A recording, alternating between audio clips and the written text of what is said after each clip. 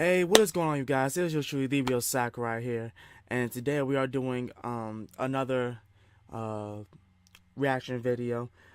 You know what? I'm gonna start probably saying reaction and thoughts because I like to give out my thoughts at the end of watching the video. But this one is recent. This one is by Death Battle, and I think it was uploaded like a couple of days ago or a week ago. I forget when it was posted, but this is about Spider-Man 2099 versus Batman Beyond.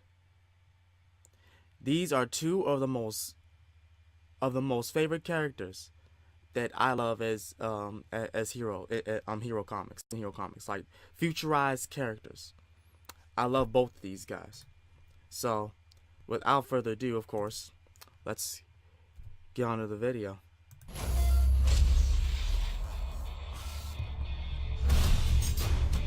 Alright. The future. Everyone wants to see it, and why not? It has robots, flying cars, and of course, superheroes. Yeah, the future still has those, but they're even cooler because of all the sweet gadgets. Like Terry McGinnis, the Batman Beyond. And Miguel O'Hara, the Spider-Man from 2099. He's Wiz and I'm Boomstick. And it's our job to analyze their weapons, armor, and skills to find out who would win a death battle. This is gonna be great.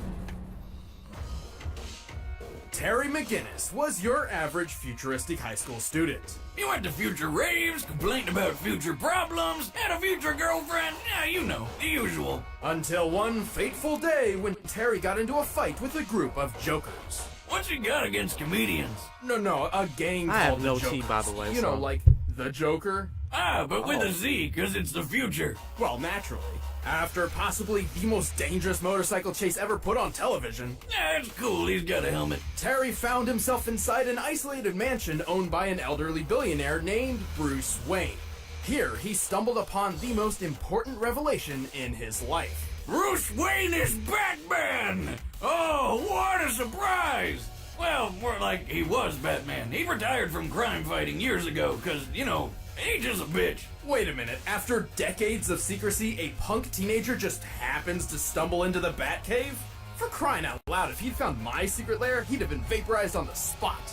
Yeah! Anyway, Terry's roller coaster of a day still wasn't over. Turns out, his dad got murdered. Dad? Bummer. So he did what any emotionally charged teen who wants to avenge their dad would do. He stole the Batsuit. But not the old cape and cowl of yesteryear. This was the latest and most advanced Batsuit. Terry McGinnis didn't just become the all-new Batman. He was Batman Beyond. You ever wonder what would happen if Batman got a hold of an Iron Man suit? It's basically that, and damn, he looks freaking rad. The Batsuit's nanotechnology greatly enhances his strength and provides several thin yet strong layers of ballistic and environmental protection. And he can fly! He can soar faster than a speeding future car, and he's really nimble in the air. Plus, he can always give his punches and kicks a literal rocket boost. The suit sports over 24 other gadgets for combat and espionage. He has a wrist-mounted grappling hook that can extend over 50 feet. There's a cloaking device, a lock decoder, finger microphones, climbing claws, an underwater breather, thermal and binocular vision, extendable spikes on his arms, flashbang grenades, triple-weighted bolas, a buzzsaw, and even retractable tweezers. Splinters are no laughing matter. And don't forget all those sweet, sweet batarangs. These new age ninja stars are even sharper and more compact than before, and they come in a variety of delightful flavors, like explosive, ensnaring, and electrifying. Terry's got a solid throwing arm and can even disarm multiple opponents with a single shot. But if he's feeling a bit lazy, he can always just use his arm launchers to fire batarang discs. Also, when anyone gets in too close, the whole suit can act like a man-sized taser. The electric shock is strong enough to stun people spliced with animal DNA and short out heavy machinery. But You know the what, I watched tools the don't series make the and I man. forgot all about that. Batman. Terry's a master martial artist with plenty of training from legends like former Robin Dick Grayson, totally real ninja Kairi Tanaga, and the former Dark Knight himself. Once he got over the kid stealing his suit, of course. Bruce Wayne doesn't just serve as Terry's mentor. He's also a constant source of advice and information on the go through his direct link to the Batsuit from the Batcave. Good thing, too, since Terry's not exactly the world's greatest detective. At least not compared to the old man. Bruce is extremely intelligent and an expert analyst. Plus, the Batcave has some very impressive technology. Not only does it host one of the most powerful supercomputers on the planet, it's also completely dependent on its own hydroelectric power supply and isolated network. Still, I don't care who Bruce used to be. Having an old guy barking orders in your ear sounds annoying. Like your dad's always looking over your shoulder. Or at least I imagine, cause I didn't have one. Well, Terry is Bruce Wayne's secret son. What? In an effort to ensure there would always be a Batman, government boogeywoman Amanda Waller had secretly overwritten Warren McGinnis's reproductive DNA with that of Bruce Wayne's. So like, he was just blasting Wayne babies? It's What? Like all the fun, but you could get out of any child support case. And bonus, I guess Terry's father technically wasn't murdered. Good for him. Also, he's got kidding me? all the benefits from So Bruce's he was just a kick-ass catalyst. genes. Even before going through combat training, Terry Yo. was a skilled fighter, strong enough to send opponents flying with a single punch. In the suit, he's strong enough to lift large I-beams and this giant boulder. He's even survived getting his leg trapped under Bruce Wayne's trophy penny. What's so special about a penny? Just look at it. Holy colossal currency, Batman! The penny's diameter is easily 20 feet wide and is frequently dated from the 1940s. This means the penny is likely composed of bronze I'm still and tripping weighs out around over the fact that 166 that tons. Bruce did that That's shit. more than enough to crush all the bones in your foot. But not Damn. Terry. He was up and at him like nothing happened. I mean, this guy's tough enough to take a missile to the face and then fall hundreds of stories. And all he got out of it was a couple broken ribs. What's a penny as heavy as 33 monster trucks gonna do? He's quick enough to dodge gunfire, skilled enough to defeat lizard people and the Justice Lords. In a newer suit, he could fire concussive pulse blasts and even outraced an intercontinental missile, which can reach speeds of up to 15,000 miles per hour. What the That's over heck? 19 times the speed of sound. He's still no Bruce Wayne, though. He's kind of a punk and doesn't have the amazing smarts or expertise of Batman Classic. You don't quite have his magnificent brain, for instance. You do have his heart, though. Maybe not, but he has accomplished feats equal to his predecessor, like fighting Superman and ending the Joker threat once and for all. Clearly, Terry McGinnis has more than earned the title of Batman. You're pretty strong for some clown who thinks he's Batman. I am Batman.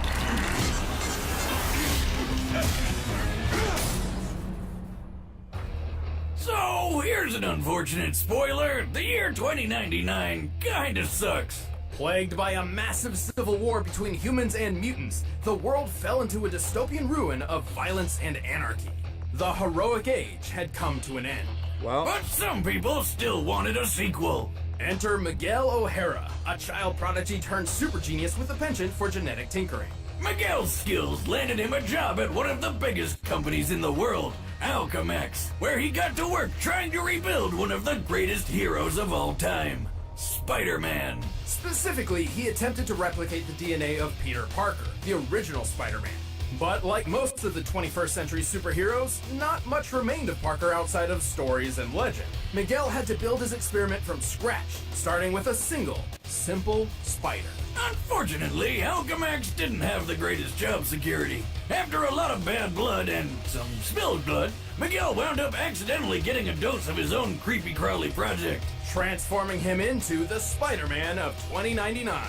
But future Spider-Man isn't quite the same as your grandpappy's Spidey. That's right, apart from the superhuman strength, speed, durability, and improved healing, Miguel's powers are entirely different. Unlike Parker, he can't actually stick to any surface. He can still wall crawl though, using retractable talons on his fingers and toes, which also make for fairly deadly weapons in a fight.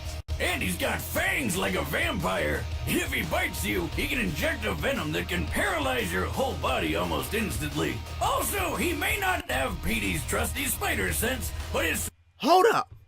Now,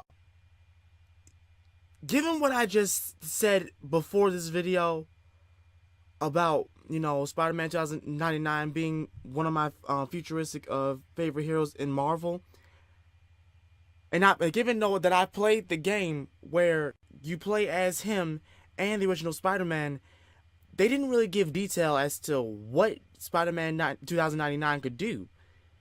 And this just shocked the living hell out of me. So he can't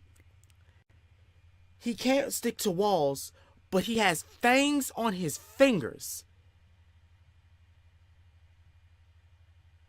which can probably, he's basically like a Wolverine. He can just stab the wall and just start climbing up. His fingers and toes. Oh my. Back to the video. I'm sorry. That blew my mind. This is just blowing my mind. Sense of sight, smell, and hearing are superfied.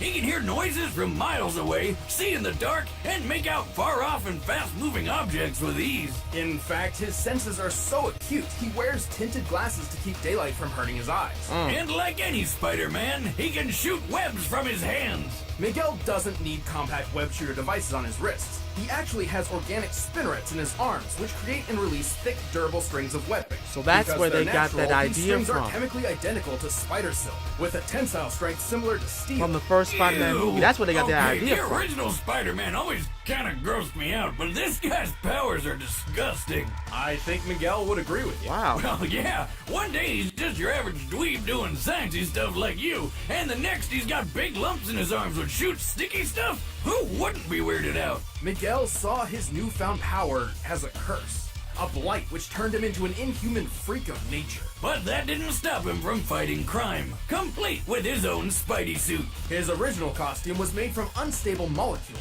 allowing the use of his talons without tearing the fabric. He also wears a web-like cape made of light bite, which lets him glide through the air. Oh, Light Bright! I remember that. Man, do they still have that in the future? And did they find a way to stop you losing those little pegs? Light bite. Yeah, whatever. The suit looks pretty cool, so I hate to spoil the mood, but it's actually just a run-of-the-mill costume from a Day of the Dead festival. No, really. Though after meeting the present-day Peter Parker, Miguel received a much-needed upgrade. His new suit contained synthesized unstable molecule fabric mixed with Kevlar, greatly improving his defense. This suit can survive a shot from a howitzer artillery cannon. A common M777 military howitzer fires 92-pound shells at 2,200 feet per second. That hits with over 100 tons of force. Miguel's even taken a hit from the Thing, a hit which shattered a tempered glass window and sent Miguel flying over 24 feet. And the new suit has explosives, hologram projectors, infrared scanning, and it's even got wings and rocket boosters on the feet. Wait, that sounds familiar. Miguel may be a genius, but he's at his best when he's working with his holographic assistant, Lila, or the Y-Rate Lifeform Approximation. She's basically like the future Alexa with a bunch of extra features. She keeps track of Miguel's life signs and surroundings. With Lila's scanners and his super senses, anyone would have a hard time trying to sneak up on future Spidey. While Lila was originally built as a home appliance, she can be stored on Miguel's portable communicator. She can act as an onboard lie detector and do advanced calculations to the 20th decimal in a millisecond, which is flippin' amazing. Fun fact, Lila's appearance was based on Marilyn Monroe. Well, Not that anybody in 2099 seems to know who Marilyn Monroe was. Okay, seriously, how was did hot they as lose hell. so much information in less than 100 years? Remember, kids, always back up your files. It'll prevent the apocalypse. Well, lucky for them, Miguel got over his emo phase and started setting the future back on track. And he had the skills to do it. He's quick enough to dodge gunfire, tough enough to take a shotgun blast to the chest, resilient enough to tank electric shocks, and strong enough to rip a 20-ton turret off a tank. More than damn. that, he helped another Spider-Man keep this giant building He did. piece in place. He did. What even is that? Likely some sort of antenna, but it also resembles the mooring mast atop the Empire State Building. Back when everybody thought Zeppelins were the hot new thing. Because who doesn't like riding a giant flammable balloon full of explosive gas? Sign me up. Assuming it's composed of steel and roughly estimating its size compared to the Spider-Man on the roof, then comparing the Empire State Building's mooring mast, this should weigh, at most, 200 tons. So basically, Miguel's a badass, and he proved it in the most epic way possible. After rebuilding the world with Captain America, Miguel inherited the most legendary weapon of them all, Mjolnir. Although Thor's hammer didn't actually grant him its warrior powers, Miguel didn't use it as a weapon, but as proof of his authority. A literal symbol of the societal weight he alone could carry. With his dominance asserted, Miguel created the utopian future a person could only dream of. And you thought Peter Parker was cool. This Spider-Man is at the top. Miguel O'Hara, Spider-Man of the year 2099. That's me, ready to save the universe and looking good while doing it. Alright, the combatants are set. Let's end this debate once and for all. Oh man, I But don't even know first, which the future is now in the form of Blue Apron. Grandpappy Boomstick always said that nothing in life is better than good food and making something with your own two hands. And Blue Apron is both those things combined. Blue Apron is the #1 fresh ingredient and recipe delivery service in the country. All ingredients arrive right to your door, guaranteed fresh and ready to cook. It's better than eating fast food, plus it's affordable. Blue Apron is less than $10 per person per meal. Choose from a variety of recipes and get the meals that sound good to you. The ingredients are perfectly proportioned and the instructions are easy to follow. I mean, even Boomstick can do it. Hey, watch it or you're not getting any of the next meal I make when it arrives. Well then, I'll make the crispy wild Alaskan pollock and garlic mashed potatoes with roasted broccoli and tartar sauce myself. And if you're worried about variety, don't bother. Recipes are not repeated within the year, so you'll never get bored. Check out this week's menu and get $30 off your first order with free shipping by going to blueapron.com/battle. You'll love how good it feels and tastes to create incredible home-cooked meals with Blue Apron. So don't wait. That's blueapron.com/battle. Blue Apron, a better way to cook. But right now, it's time for a death battle!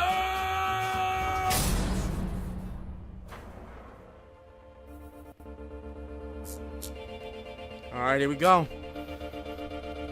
Oh, here we go. Look at this. Keep an eye out.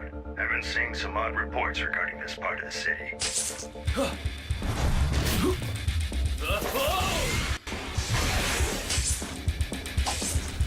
Hey, Bozo! I was brooding there. Who the shock are you?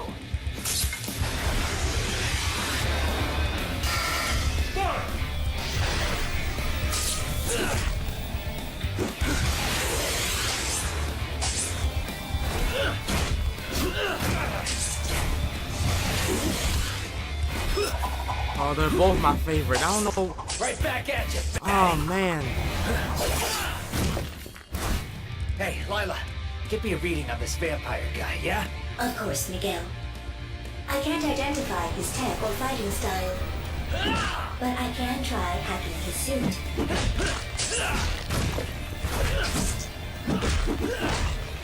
He's too comfortable in the air. Try a different approach. Get to ground level. I can't move!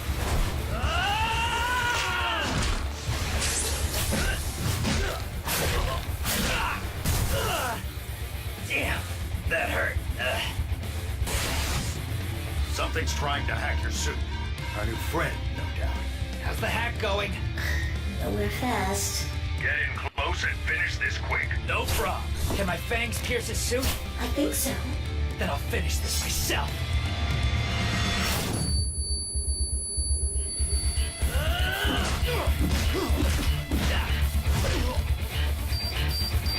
Lila! Lila! And problem solved. I guess that's one way to do it. I'll never get tired of seeing people blow up. It's always such a blast. Thanks to Bruce's counsel, Terry used his flashbang to take advantage of Miguel's sensitive eyesight, and his electric shock that can short out large machinery to deal with Lila. Yeah, unlike Bruce, the poor girl wasn't really built for combat. And while her hacking skills were top-notch, the isolated Batcave had the defenses to hold her off. Even still, Terry's stats edged out Miguel's in more ways than one. When it came to maneuverability and durability, they were mostly even. Both could dodge bullets and weave through the air. Both could survive heavy ballistic hits. But unlike Terry, Miguel's never outraced anything faster than a Mark 19 ballistic missile. For physical strength, Terry had him beat too. Recall that boulder that he lifted underwater. This took place in Superman's Fortress of Solitude near the Arctic, so the boulder was likely composed of sedimentary dark limestone, the most common rock type around that location. So we compared Terry's height to the boulder, applied the density for limestone, and subtracted the weight reduced by underwater buoyancy, to find the boulder's weight to be 192 tons. And he tossed it aside like it was nothing. Terry's peak strength in the batsuit has to be more than 200 tons. Assuming Miguel applied his fair share when holding up that antenna, his best strength feat we know of is at max 100 tons. But he's a Spider-Man. Spider-Man can lift more than that, right? Not usually. Technically, Miguel's powers are so different from Peter's that we shouldn't really scale him to other Spider-Men. But for the benefit of the doubt, let's do it anyway. We'll check out 2 of Spider-Man's most impressive strength feats. The first is the time he braced a private jet while it was landing. Look at him! He's literally the landing gear. According to Spider-Man himself, the plane's total weight was at most 115,000 pounds. Adding the thrust from a Whittle W1 engine, which this small jet is most likely to have an engine comparable to, this feat comes out to 58 tons. Not even close to Terry's 200. Then there was this one time where Spidey had to push way past his limits to lift what he offhandedly compared to as a locomotive. Since he could measure the plane, it's likely he's accurate here, but given the time period, that's still only 130 tons at most. It's clear Terry had a pretty sizable physical advantage. And just because Terry's mind wasn't as fine-tuned as the original Batman's, didn't mean he's dumb. Even more, Miguel never trained like Terry did. Hell, he never really had much formal training at all, but Terry was trained by ninjas, stealth artists, and other crime fighters to be a master in the battlefield. And since Miguel didn't have a spider sense, Terry just had to wait until the untrained future Spidey left an opening. In short, while Miguel wasn't completely outmatched, Terry's superior strength, counseling, equipment, and training won the battle. Yeah, he just had too much. Batman He had too much doggone The winner equipment. is Batman Beyond. Too much gear. He had way too much gear. Stick around, we're about to announce the combatants for the next death battle. And if you want to watch exclusive commentary on this episode, click that little box over there and start a first membership trial. Try to grab one of these shirts too. Now, what's gonna happen next? Do I even care?